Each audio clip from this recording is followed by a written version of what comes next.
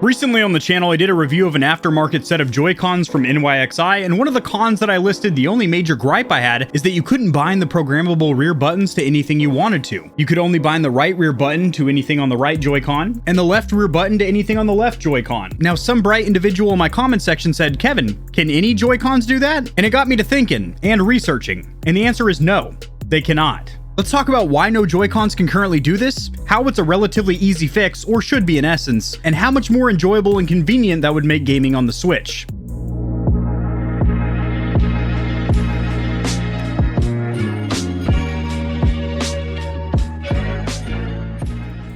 Alrighty, Stallions and Stallionettes, welcome to the Gamer Heaven. I am your host, AK40 Kevin. Linked in the description below is my comprehensive review of the NYXI Joycons, customizable RGB lighting, turbo function, and adjustable vibration motors, and best of all, it connects and pairs just like a standard pair of Joy-Cons.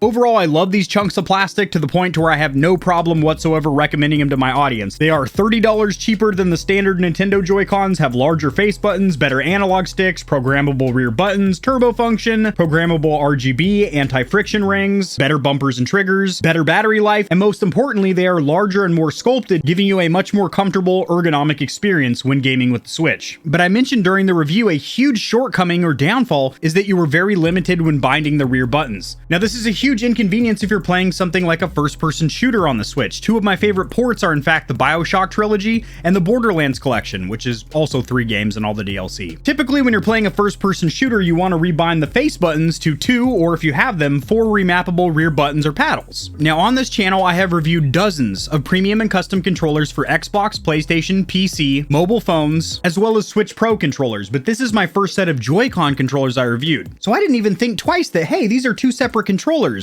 That's why they can't connect with each other, and you can't rebind this rear button to one of the face buttons over here. Currently, no aftermarket Joy-Cons can do this, so this is a major limitation with the Joy-Cons being 2 separate controllers. However, I feel like this issue should be relatively easy to remedy, as since both of the Joy-Cons, the stock ones and the aftermarkets, have Bluetooth, and you can use them separated from the actual tablet or console, they already have a means of connectivity. So if they can communicate with each other via Bluetooth, granted that might introduce a little bit of input lag or delay, in essence, you should be able to program this rear button to one of the face buttons, or this rear button to the D-pad. Since the means of connection is already there with Bluetooth, it shouldn't be that hard to connect the 2 Joy-Cons. I do predict that a controller company out there with a bigger brain and a bigger schmeckle than mine will come up with a solution to this issue, because there is a lot of enjoyment to be had playing a first-person shooter in bed. And me personally, I'd like to jump and slide with these rear buttons. Drop in the comment section below if you personally know of any Joy-Cons on the market that do allow full remapping of rear buttons or paddles, or any other Joy-Cons or Pro controllers you would like reviewed on this channel.